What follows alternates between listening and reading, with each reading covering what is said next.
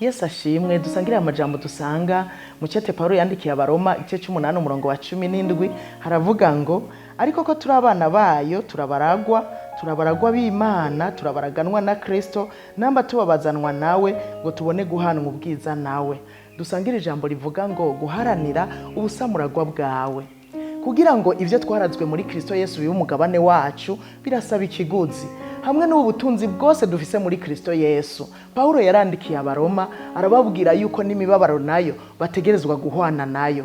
Na Yesu yaravyishuye Petero mu gihe ari karamubaza ngo mbega ko twahevye byose tukagukurikira tuzoronka iki? Yesu aramwishura ngo abahevye abavyeyi, abahevye abana, abagore, akazi n'ibindi bitandukanye bazoshumbushwa umurengera ariko bisukiranijwe no guhamwa. Murumva ko na Yesu yagabishije abigishwa biwe arababwira yuko bazohura n'imibabaro myinshi, kandi vy'ukuri ababigishwa batwitangiye imbere izi ntumwa za Kristo barahuye n'ibibazo byinshi cyane. Barahuye n'ibibazo by'ubukene, barahura n'ibibazo mu kibano, mbere bageraho bicwa, kandi barihanganye baremera barazira iryo zina. Nta numwe yabivuyemwo ngo avuge ngo ndahakanye Kristo nubwo yari karahura n'imibabaro mbere no gushika no mu rupfu. Nagira ndakwinginge nawe muri runo rugendo ushobora guhura na byinshi bitandukanye, ariko wihangane ushitse kwiherezo. Ikindi no kwibutsa erega imibabaro y'iki gihe wibuke ko itazogereranwa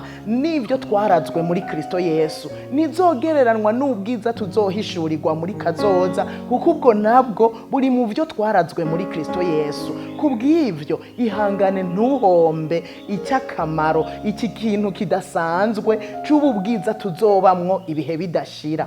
Numere nka S.S.I usomye mu Baheburayo igice cya 12 umurongo wa 16 n'uwa 17 hise S.S.I igihumane ngo kuko yagurishije ivyo kubasamurarwa ingeri imwe gusa, kandi mu nyuma ngo arondera kuragwa umuhezagiro bitagishoboka, ngo naho yabirondeye arira cyane. S.S.I mbega yabitewe n'iki kugira agurisha ubusamurarwa? Yabitewe n'inzara. Inzara y'umwanya muto ituma agurisha ubusamurarwa bwiwe utwo kurya dukeya, mbere ahandi ho bavuga ngo umufa ibiharage. Agurisha ubusamurarwa bwiwe, mu nyuma aza kwicuza, aza kurondera kuyora yamaze gusesa ubusamurarwa yaramaze kubugurisha na mwene wabo Yakobo. Ararira kugira mbasaro nk'umuhezagiro, ntivyigeze bishoboka kubera yanjanjwe. Rero nagiye gusanga kwanjanjwa ariko kwatumye S.S.I ahomba ivyo kubasamurarwa. Nuko rero jewe nawe twiyubare tube maso, ibibazo bitoya